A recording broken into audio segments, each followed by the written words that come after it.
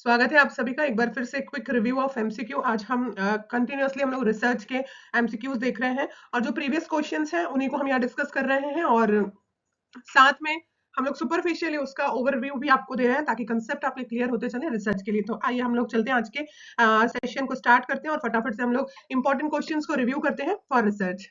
So first question, which data collection method involves direct interaction with the subject? कौन सी data collection की जो method होती है वो डायरेक्टली इंटरेक्ट करती है विद द सब्जेक्ट। अब यहाँ सब्जेक्ट कौन है, मेथड डेटा कलेक्शन की मेथड क्या है, इंटरेक्शन क्या है, कुछ ऐसे शब्द हैं जो यहाँ आए हुए हैं। तो सबसे पहले हम लोग बात कर लेते हैं कि सब्जेक्ट, वो सब्जेक्ट सब्जेक्ट वो होता है जिससे कि हम लोग डेटा को क्या करते हैं, कलेक्ट करते हैं या इंफॉर्मेशन को गैदर करते हैं। उसके बाद हम देखते हैं इंटरेक्शन क्या होता है। इंटरेक्शन का मतलब होता है डायरेक्टली, है ना, डायरेक्टली इंटरेक्ट करना, मिलना सॉरी।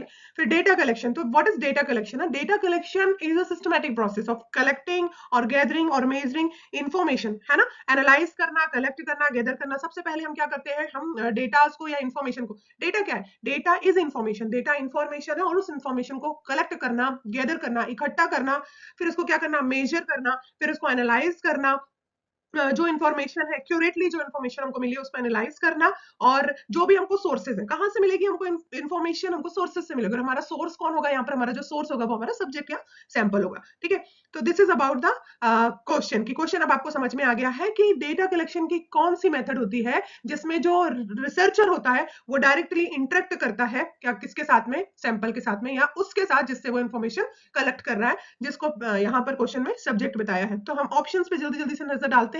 फर्स्ट ऑप्शन है यहाँ पर questionnaire, option number B is observation, C is interview and option number D is record review. तो आपको बताना है क्वेश्चनर, ऑब्जर्वेशन, इंटरव्यू या records review. These are the different methods of data collection जिनके through हम इंफॉर्मेशन को किसी भी सैंपल से या सब्जेक्ट से कलेक्ट कर सकते हैं। तो कौन सा प्रोसेस होगा जिसमें एक रिसर्चर अपने सब्जेक्ट से डायरेक्टली इंटरेक्ट करेगा, है ना। तो क्वेश्चनर, अभी हम क्वेश्चनर क्या होते हैं, क्वेश्चनर का मतलब क्या होता है, list of question, list of questions, list दे दी है आपको और सारे लिस्ट में क्या है, आपके क्वेश्चंस है। तो क्या क्वेश्चनर आपका लिस्ट ऑफ क्वेश्चन है जिसमें जो रिसर्चर है वो डायरेक्टली इंटरेक्ट करेगा, या जो लिस्ट है उसको भेज देगा या ठीक है, या मेल कर देगा, है ना। तो क्या ये सही है क्या, उसके बाद हम देखते हैं ऑब्जर्वेशन। अब व्हाट इज ऑब्जर्वेशन, किसी चीज को ऑब्जर्व करना, किसी व्यक्ति को ऑब्जर्व करना, किसी परिस्थिति को ऑब्जर्व करना। सो एक्ट ऑफ वॉचिंग समथिंग, है ना, act of watching something somebody carefully. What is observation? Observation means act of watching something somebody very carefully, है ना।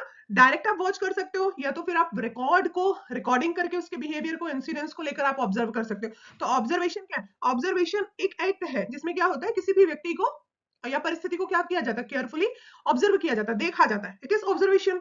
तो क्या इसमें डायरेक्टली इंटरेक्ट कर रहा है रिसर्चर। फिर हमारा आता है इंटरव्यू। अब इंटरव्यू क्या होता है, इंटरव्यू में होता क्या है कि प्राइमरी जो क्वालिटेटिव रिसर्च होती है उसमें जो क्वालिटेटिव जो रिसर्च होती है उसमें जो रिसर्चर होता है वो डायरेक्टली इंटरेक्ट करता है अपने सब्जेक्ट से, ताकि वो क्या कर सके, डायरेक्टली वर्बल या वर्चुअल इंटरेक्शन करता है between the interview and the respondents. जो इंटरव्यूअर है वो या जो रिसर्चर है वो अपने सैंपल से, अपने सब्जेक्ट से डायरेक्टली क्या करता है, वो रिलेट करता है या इंटरेक्ट करता है। तो अब इंटरव्यू एक ऐसी मेथड है, या तो फिर जैसे मैं अभी वर्चुअली आपसे क्या कर रही हूँ, इंटरेक्ट कर रही हूँ, है ना, या तो मैं डायरेक्टली अगर आपसे कोई जानकारी मुझे पूछना है तो मैं डायरेक्टली आपसे आऊं और आपका इंटरव्यू करूं और आपसे पूछूं। ठीक है, तो डायरेक्ट इंटरेक्शन कहां पर होता है, इंटरव्यू में होता है। ठीक है, उसके बाद हम देख लेते हैं रिकॉर्ड रिव्यू। तो रिकॉर्ड रिव्यू क्या होता है, रिकॉर्ड रिव्यू है ये एक रिव्यू होता है, चार्ट रिव्यू होता है।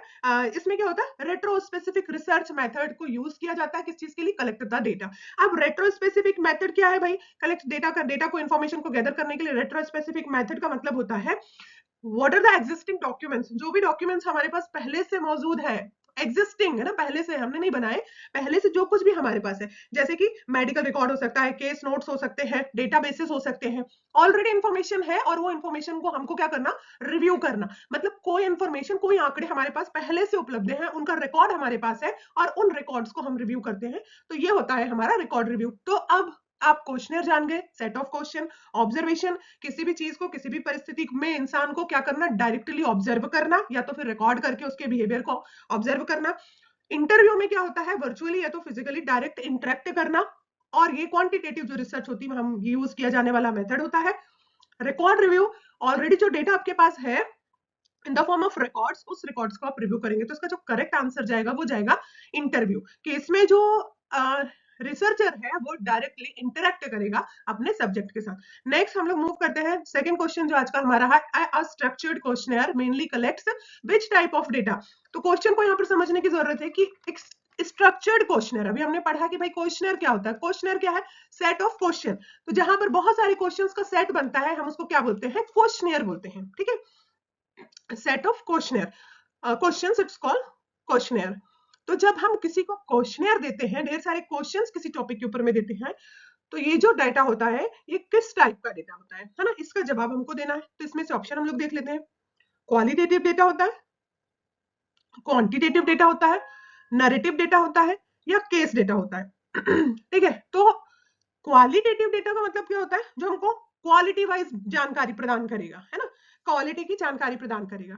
जैसे कि मेरे पास में ये एक पेन है ना, पेन है ये मेरे पास में एक, और इस पेन की यदि क्वालिटी हमको बताना है तो क्वालिटी को असेस करने के लिए जो भी हम डेटा, तो क्वेश्चनर से हम करेंगे क्या, या हम इसको किसी तरह से यूज करके देखेंगे, तब हमें पता चलेगा कि भाई इसकी क्वालिटी क्या है।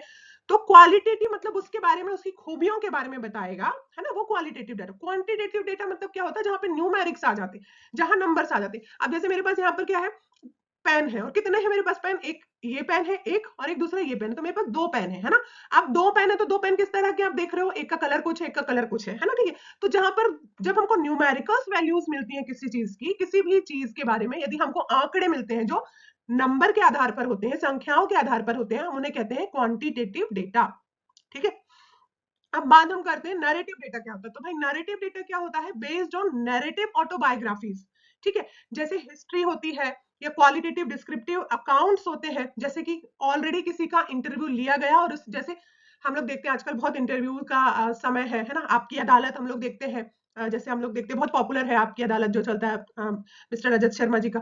तो वो इंटरव्यू देखने, या कोई बड़े लीडर का, या बड़े कोई एक्टर का, एक्ट्रेस का इंटरव्यू होता है, और वो इंटरव्यू को देख करके यदि हमने उनका नरेशन, उनके बाद संवाद को देखकर यदि हमने कोई इंफॉर्मेशन कलेक्ट करी है, तो वो क्या कहलाएगा?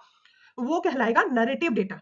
कोई स्टोरी के ऊपर आधारित, किसी के बायोग्राफीज के ऊपर आधारित, या किसी के इंटरव्यूज के, कोई जर्नल्स पे आपने कोई चीज पढ़ी है, कोई चीज लिखी हुई है, या कोई चीज नरेट की हुई है, तो उसके ऊपर से जो आंकड़े आप इकट्ठा करते हैं वो नैरेटिव डेटा होता है। ठीक है, उसके बाद हम लोग देखते हैं कि केस डेटा। अब केस डेटा क्या होता है? केस डेटा जो होता है, it's refers to the compare comprehensive in depth, है ना, comprehensive in depth and often qualitative information gather about specific unit, person, organisation और इवन कम्युनिटी, है ना। जैसे पर्टिकुलर कोई कम्युनिटी के ऊपर में स्टडी करना, किसी पर्टिकुलर ग्रुप ऑफ पीपल्स के लोगों के बीच में हमको कोई रिसर्च करना, तो वो होता है हमारा केस। कॉम्प्रिहेंसिव इन डेप्थ मतलब बहुत ज्यादा डेप्थ में जाकर कॉम्प्रिहेंसिव वे में समझने योग्य दिशा में जब हम स्टडी करते हैं, और स्टडी करके हम आंकड़े निकालते हैं कि फलानी जो कम्युनिटी है वो किस तरह से रह रही है, उनका किस तरह से ट्रीटमेंट का या डिजीज को लेकर वो क्या सोचते हैं, या मेडिसिन को लेकर वो क्या सोचते हैं, क्या वो कोई बीमारी पड़ने पर वो क्या करते हैं, क्या नहीं करते हैं। ठीक है, तो एक पर्टिकुलर कम्युनिटी, या एक पर्टिकुलर पर्सन, या ऑर्गेनाइजेशन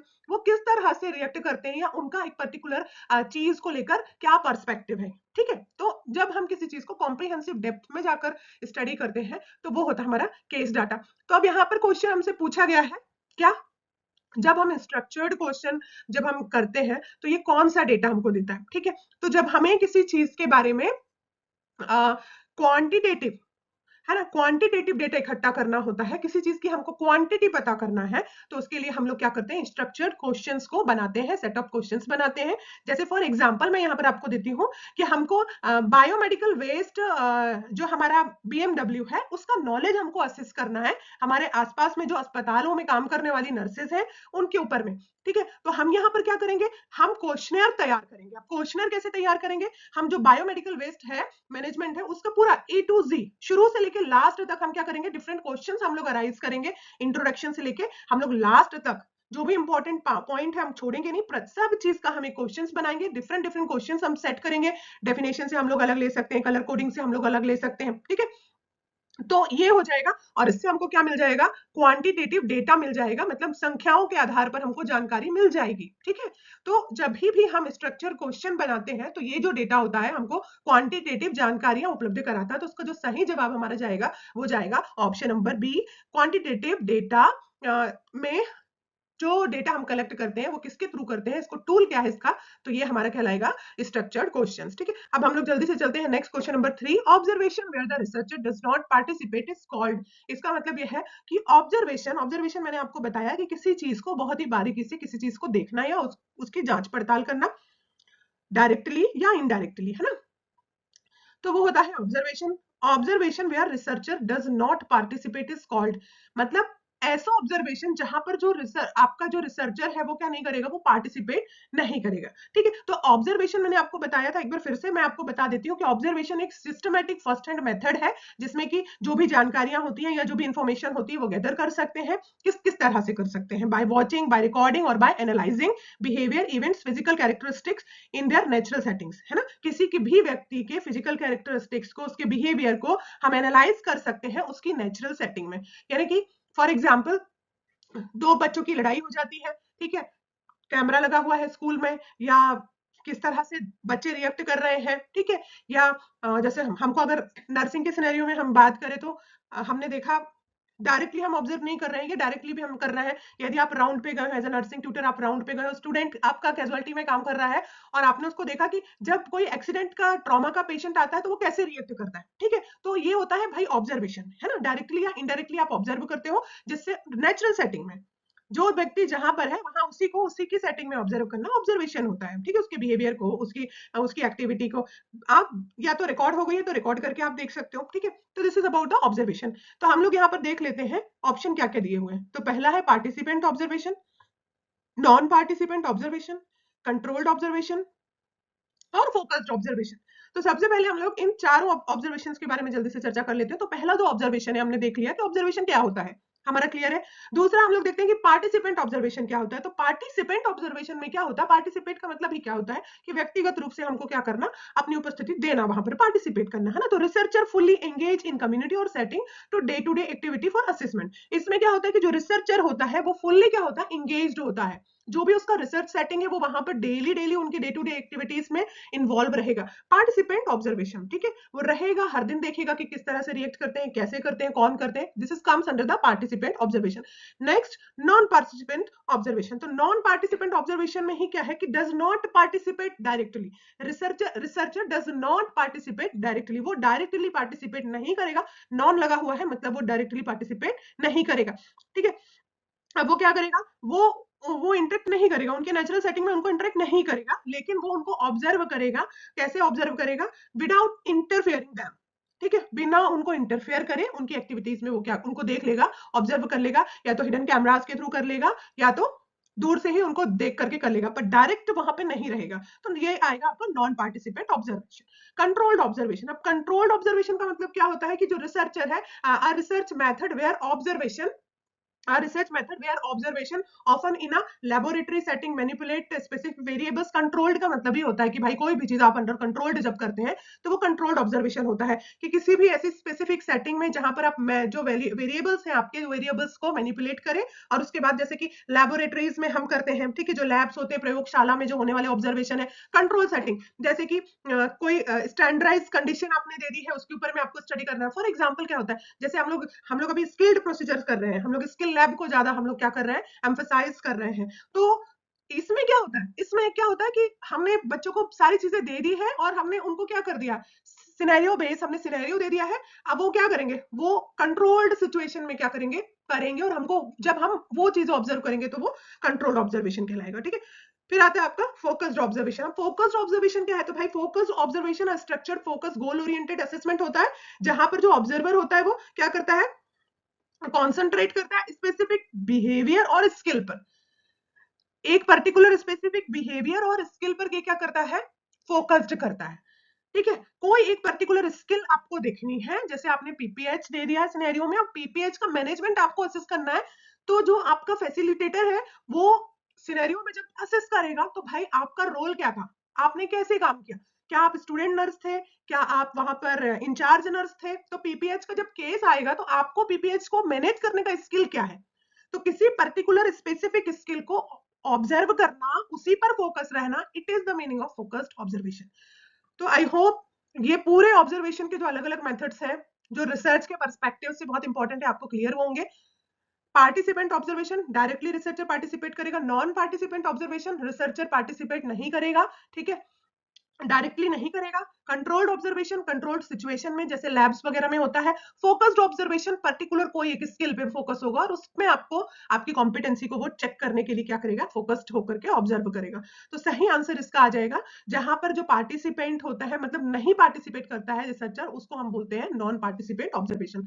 नेक्स्ट जो हमारा क्वेश्चन है, question number 4, which method is most suitable for collecting sensitive information. कौन सी जो मेथड है वो सबसे ज्यादा सुटेबल है, सबसे ज्यादा सूट करेगी जब आप कोई ऐसी इंफॉर्मेशन कलेक्ट कर रहे हो जो सेंसिटिव है ना, जो जनरल नहीं है, जो सेंसिटिव है। जब आप कोई सेंसिटिव मुद्दों के ऊपर में रिसर्च करते हो, तब आपको बहुत अच्छे से मालूम होना चाहिए कि बीइंग अ रिसर्चर, आप यदि कोई सेंसिटिव इश्यूज के ऊपर में रिसर्च कर रहे हो, तो सेंसिटिव इंफॉर्मेशन यदि आपको लेनी है, तो वो किस तरह से, कौन से मेथड से आप ले सकते हो, ठीक है। तो इसके हम लोग ऑप्शन देखते हैं क्वेश्चन के। Observation, interview, checklist, record analysis, है ना। तो हमने ऑब्जर्वेशन जान लिया कि ऑब्जर्वेशन क्या होता है, 4 प्रकार का होता है। प्रेजेंट होता है, ठीक है, पार्टिसिपेंट ऑब्जर्वेशन होता है, नॉन पार्टिसिपेंट ऑब्जर्वेशन होता है, हमारा कंट्रोल ऑब्जर्वेशन होता है, हमने देखा, और हमारा एक फोकस्ड ऑब्जर्वेशन होता है। तो क्या ऑब्जर्वेशन के थ्रू सेंसिटिव का मतलब ही क्या होता है, सेंसिटिव इंफॉर्मेशन क्या होता है, बहुत सेंसिटिव, मतलब जिसको हम ऐसे सब चीजों से या सब जगह डिस्कस नहीं कर सकते, कोई चीजों को हम डिस्क्लोज नहीं कर सकते, है ना। कुछ ऐसे मुद्दे होते हैं जो नहीं चाहता है व्यक्ति खुलकर उन पे बात करने के लिए, है ना। तो अगर ऐसे मुद्दों पर आप बात कर रहे हो, तो क्या ऑब्जर्वेशन सेंसिटिव होगा, मतलब कोई वो चीज बहुत ज्यादा या तो छुपा के रखेगा या तो ज्यादा जल्दी किसी को डिस्क्लोज नहीं करेगा। तो कोई ऐसी जगह पर आप हिडन या आप फोकस्ड या आप ऐसे जाके ऑब्जर्व नहीं कर सकते हैं, ठीक है। तो सेकंड आता है आपका इंटरव्यू। इंटरव्यू में भी क्या होता है, आप डायरेक्टली बात करते हैं, 1 to 1 आप बात करते हैं, या तो जैसे मैं आपसे बात कर रही हूँ वैसे आप बात करेंगे, या तो आप बिल्कुल फेस टू फेस होकर फिजिकली एक दूसरे के साथ बात करेंगे, ठीक है। इंटरव्यू। अब चेकलिस्ट हम लोग बात कर लेते हैं। तो चेकलिस्ट क्या होता है, चेकलिस्ट एक स्ट्रक्चर एक्शनेबल लिस्ट होती है, एक लिस्ट होती है, एक्शनेबल लिस्ट। एक्शनेबल मतलब जिसमें काम होता है, वो कंटिन्यूअसली चलता रहता है ना। तो एक्शनेबल लिस्ट है, किस चीज की लिस्ट होती है, या तो उसमें आपका आइटम हो सकता है, या तो उसमें आपके टास्क हो सकते हैं, या तो आपके क्राइटेरियाज हो सकते हैं, या तो बिहेव, या तो आपकी ये सब चीजें हो सकती हैं जो इंश्योर करती है, किस चीज के बारे में आपको इंश्योर करती है, आपको आशान्वित करती है कि भाई ये जो काम है, ये जो आइटम्स है, ये जो क्राइटेरिया है, ये कंटिन्यूअसली कंसिस्टेंसी और एक्यूरेसी के साथ में कंप्लीट होने का जो प्रोसेस है, उसको हम बोलते हैं चेकलिस्ट, ठीक है। जैसे कि आपने देखा होगा, जो भी प्रोसेस होती है उसका प्रोसेस है चेकलिस्ट, मतलब ये किया, फिर दूसरा किया, वो तीसरा किया, ऐसा नहीं है कि स्टेप्स दिए हुए हैं जो कैसे होना चाहिए। एक्शनेबल लिस्ट है, टास्क के ऊपर होती है, आइटम्स के ऊपर होती है, क्राइटेरिया के ऊपर में होती है, जो कैसे होती है, जो आपको इंश्योर करती है कि जो काम है या जो आइटम है या जो प्रोसेस है वो कैसे होगी, कंसिस्टेंसी में होगी, एक्यूरेसी के साथ होगी और पूरी कंप्लीट होगी, ठीक है। तो ये है चेकलिस्ट, है ना।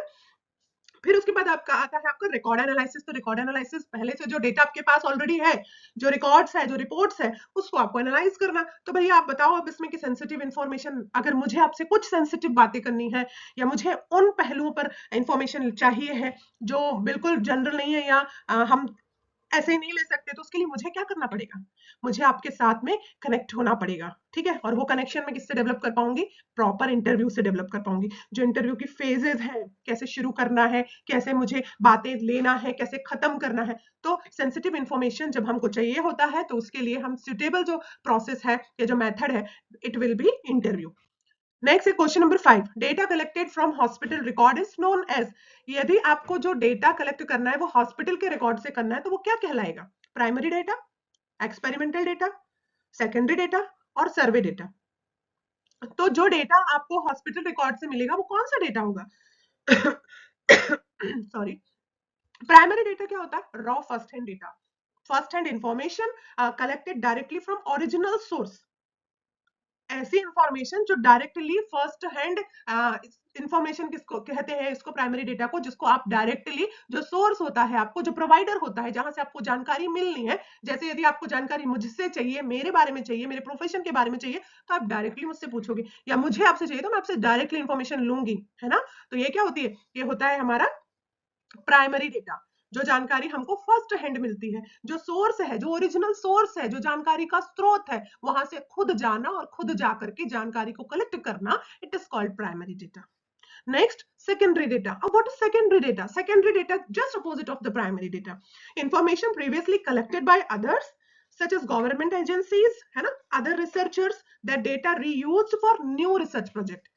ऑलरेडी जो डेटा एग्जिस्ट है, जैसे किसी ने किया, जैसे मैंने किसी टॉपिक पर रिसर्च की, बीएमडब्ल्यू बायोमेडिकल वेस्ट मैनेजमेंट पर यदि मैंने रिसर्च करी है, तो ऑलरेडी ये मैंने डेटा इकट्ठा करके रखा है, और यदि आप उसी को मॉडिफाई करके नया रिसर्च कर रहे हैं, न्यू रिसर्च प्रोजेक्ट में आप उसे यूज कर रहे हैं, तो वो इन्फॉर्मेशन क्या हो जाएगी भाई, आपके लिए सेकेंडरी डेटा हो जाएगी, है ना, वो क्या हो जाएगी, सेकेंडरी डेटा हो जाएगी। तो सेकेंडरी डेटा में क्या होता है, information previously collected by others, पहले से ही किसी और ने कलेक्ट कर लिया और उसको आप अपने रिसर्च के लिए उपयोग में ला रहे हो, तो ये होता है आपका सेकेंडरी डेटा। अब हम बात करते हैं experimental data. What is experimental data? Experimental data का जो मतलब होता है, information generated through controlled scientific experiments, controlled scientific experiments के ऊपर में, वेयर जो researcher actively manipulate independent variable to observe their effect on dependent variable, है ना, जहां पे जो इंडिपेंडेंट वेरिएबल है उसको मैनिपुलेट किया और उसका इफेक्ट देखा रिसर्चर ने, ठीक है। तो हाँ, एक्सपेरिमेंट की बात आती है, तो भाई एक्सपेरिमेंट कहाँ करते हैं, कंट्रोल्ड सिचुएशन में करते हैं, मैनिपुलेशन होता है यहाँ पर वेरिएबल्स का,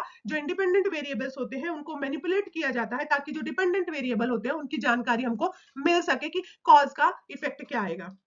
तो ये हो गया है एक्सपेरिमेंटल डेटा। अब हमारे पास बचता है क्या, सर्वे डेटा। क्या बचता है हमारे पास, सर्वे डेटा। तो सर्वे से आप लोग वैसे फैमिलियर है कि सर्वे होता क्या है। तो जो सर्वे डेटा होता है, it is information collected systematically from a sample of individual questions via questions or interviews to measure opinions, behavior और characteristics। इसमें क्या होता है, किसी भी पर्टिकुलर सैंपल का या इंडिविजुअल पर्सन का क्वेश्चनर्स के थ्रू या इंटरव्यू के थ्रू उनके जो भी ओपिनियंस हैं या उनके जो बिहेवियर्स हैं, उनके जो कैरेक्टरिस्टिक्स हैं, उनको आइडेंटिफाई करना, उनको मेजर करना, कैसे करना, सिस्टमैटिकली।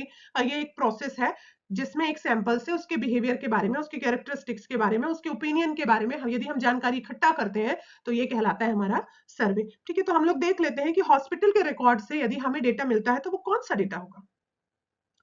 ऑब्वियसली हमारा सेकेंडरी डेटा होगा, क्योंकि वो हमने खुद नहीं इकट्ठा किया, हमने कोई एक्सपेरिमेंट नहीं किया है, ठीक है, सर्वे हमने नहीं किया है, लेकिन ऑलरेडी जो डेटा हमें मिला, या जैसे हमको अगर सेंसस देखनी है, किसी भी हॉस्पिटल की हमें सेंसस देखनी है, किसी डिस्ट्रिक्ट की सेंसस देखनी है, ठीक है, या स्टैटिस्टिकल्स हमको वैल्यूज चाहिए है, मोर्टेलिटी रेट हमको चाहिए, मोर्बिडिटी रेट हमको चाहिए, इन पेशेंट चाहिए, आउट पेशेंट चाहिए, ओटी का हमको चाहिए, हमको गायनी वार्ड का चाहिए, तो ये सब ऑलरेडी हॉस्पिटल के रिकॉर्ड से हमको मिलेगा। यदि हम खुद जाकर लेंगे तो वो प्राइमरी डेटा हो जाएगा, लेकिन ऑलरेडी वहां रिकॉर्ड में उपलब्ध है, और यदि हम वो डेटा ले रहे हैं तो वो डेटा सेकेंडरी डेटा कहलाएगा, because this data is already collected by other, ठीक है। नेक्स्ट हम देखते हैं क्वेश्चन नंबर 6 जो हमारा जाएगा, which tool is used to record presence और एब्सेंस ऑफ अ बिहेवियर। कौन सा टूल है जिससे कि हम किसी भी व्यक्ति के वो बिहेवियर वो व्यक्ति के अंदर है या नहीं है, तो उसको यदि हमें असेस करना है तो उसके लिए हम क्या करेंगे, ठीक है। तो इसमें हम सबसे पहले देखते हैं कि rating scale, questionnaire, checklist, interview guide, ठीक है। तो हम ऑप्शंस में से हमने क्या क्या देख लिया, क्वेश्चनर्स क्या होते हैं हमने देख लिया। क्वेश्चनर्स क्या होते हैं, set of number of questions, अलग अलग क्वेश्चंस, ढेर सारे क्वेश्चंस का जो समूह होता है क्वेश्चनर कहलाता है। चेकलिस्ट हमने देख लिए, चेकलिस्ट क्या होती है, आइटम्स की, टास्क की, या तो फिर किसी चीज की, किसी भी प्रोसेस की कंप्लीटनेस की, कंसिस्टेंसी की जो प्रोसेस होती है उसे हम चेकलिस्ट कहते हैं। रेटिंग स्केल की हम हाँ, दो चीजें हैं जो हमें समझना है, रेटिंग स्केल और इंटरव्यू गाइड। तो सबसे पहले हम लोग बात करते हैं रेटिंग स्केल के बारे में।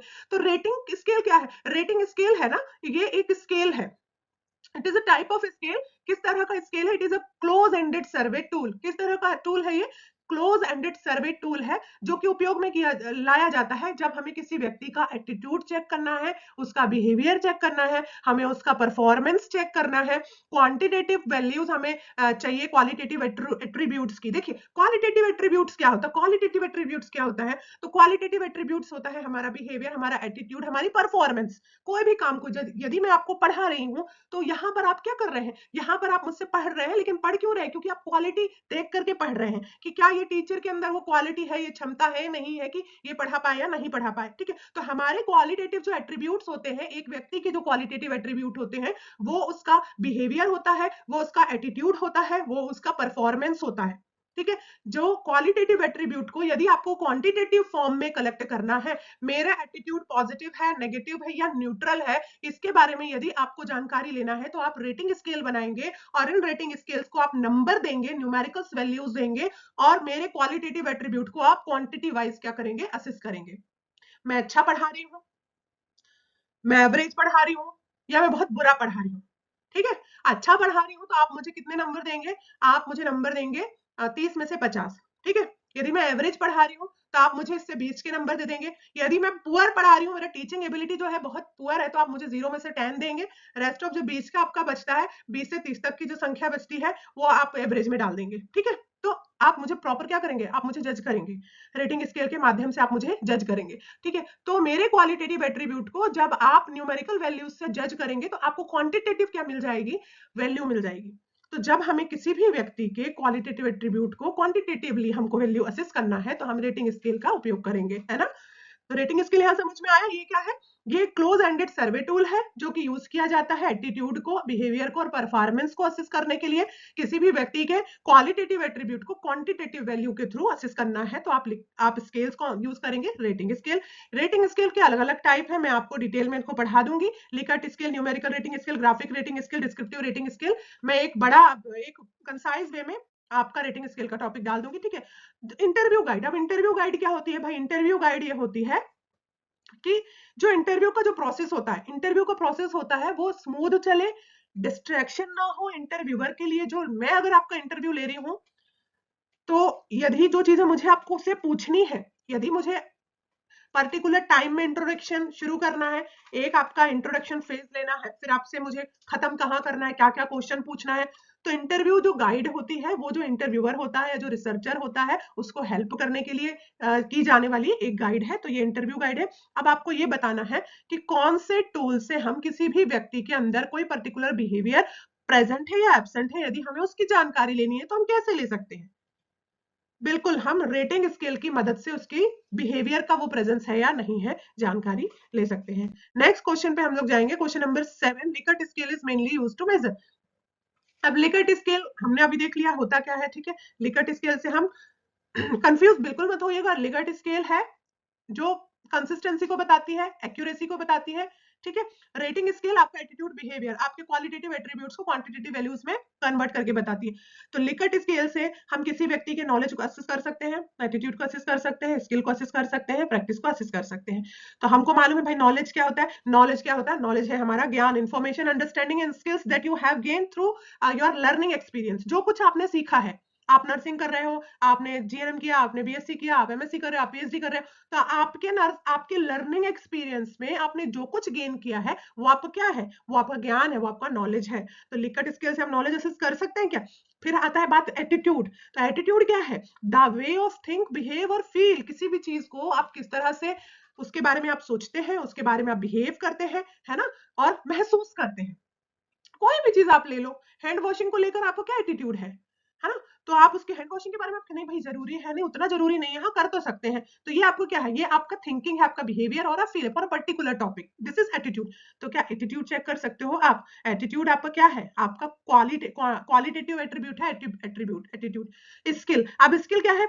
स्किल क्या होती है? दक्षता क्या होती है ना? Proficient ability to perform task, solve problems और execute actions effectively, typically developed through practice और एक्सपीरियंस, है ना? जब आपको अपने पहली बार आईएम इंजेक्शन लगाने के लिए सिरिंज ली थी, आप लोड कर रहे थे, तब आप जरा कंपेयर करें कि उस समय आपकी स्थिति क्या थी और आज यदि आप एक नर्स हैं, आप प्रोफेशनल हैं और आपके पास में एक्सपीरियंस है, तो आज की स्थिति क्या होगी? आज आपके अंदर में क्या है? उस काम को करने के लिए प्रोफिशिएंट एबिलिटी है to perform that IV injection. आप किसी को भी लगा सकते हैं, अच्छे से लगा सकते हैं, बिना किसी हार्म के लगा सकते हैं, बिकॉज आप उसको करने के लिए स्किल्ड हो, आपके अंदर वो दक्षता है। और दक्षता कैसे आई?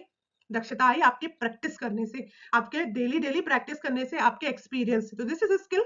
स्किल असेस कर सकते हैं क्या? फिर बाद में हम देखते हैं प्रैक्टिस। अब प्रैक्टिस क्या है? एक्शन रादर देन आइडियाज और थॉट। सोचना, मैं ऐसे कर सकता हूं, मैं वैसे कर सकता हूं, सोचना नहीं है। ये सोचना प्रैक्टिस नहीं है, action. Action rather than ideas और थॉट्स। सिर्फ बोलना नहीं है, मैं ऐसा कर सकता हूं, मैं वैसा कर सकता हूं, मैं प्लेन उड़ा सकता हूं, लेकिन हकीकत में क्या है? जब हम प्लेन उड़ा लेंगे तभी वो हमारी प्रैक्टिस होगी। यदि हम सोचते रहेंगे, दिस इज नॉट प्रैक्टिस। तो हम नॉलेज असेस कर सकते हैं लिकर्ट स्केल से, एटीट्यूड असेस कर सकते हैं लिकर्ट स्केल से, या प्रैक्टिस असेस कर सकते हैं। तो आप जवाब दीजिए, हम लिकर्ट स्केल से एटीट्यूड को असेस कर सकते हैं। ठीक है, नेक्स्ट जो हमारा क्वेश्चन है वो हमारा क्वेश्चन है, focus group discussion is best classified as.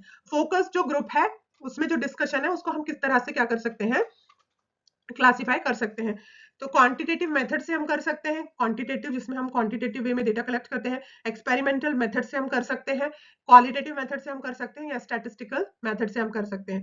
तो हम देख लेते हैं कि इसका जो सही जवाब जाएगा वो जाएगा फोकस ग्रुप डिस्कशन हम क्वालिटेटिव मेथड से कर सकते हैं। Question number 9, which data collection method is most time consuming, सबसे ज्यादा जो टाइम कंज्यूमिंग मेथड होती है वो कौन सी होती है? तो सबसे ज्यादा questionnaire, interview, checklist, record review.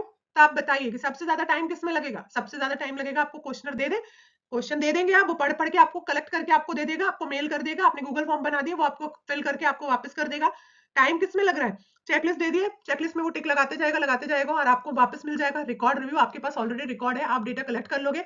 Time सबसे ज्यादा लगना है इंटरव्यू में, बैठोगे, बातचीत करोगे, शुरू करोगे, खत्म करोगे, कहानी लंबी हो जाएगी। ठीक है, क्वेश्चन नंबर आपका जाएगा 10, the main advantages of observation method. Observation method जो होती है जिसमें आप डायरेक्टली या इनडायरेक्टली ऑब्जर्व करते हैं अपने सैंपल को, उसका सबसे बड़ा जो एडवांटेज है वो क्या है? लो कॉस्ट है, नो बायस है, डायरेक्ट मेजरमेंट ऑफ बिहेवियर है, और इजी एनालिसिस है। लो कॉस्ट, कम कीमत लगेगी, नो बायस, डायरेक्टली आप मेजर कर सकते हो बिहेवियर को, आसानी से आप इसको एनालाइज कर सकते हो। ठीक है, तो यहाँ पर बायस नाम का एक शब्द आया है। बायस का मतलब क्या होता है? बायस का मतलब होता है टेंडेंसी टू फेवर और डिसफेवर समवन और समथिंग अनफेयरली। किसी भी चीज को, किसी भी परिस्थिति को, किसी भी पर्सन को कहते हैं ना कि पार्शियल इम्पार्शियल बिहेव करना, उसको फेवरेटिज्म से चूज कर लेना, या जानकारी पूरी नहीं रखना और एक तरफ झुकाव आ जाना जहां अनफेयर हो, जो पॉजिटिव हो उसको ना लेके नेगेटिव को ले लेना। ठीक है, तो जब अनफेयर कोई जजमेंट होता है या कोई फेवर होता है तो वो बायस कहलाता है।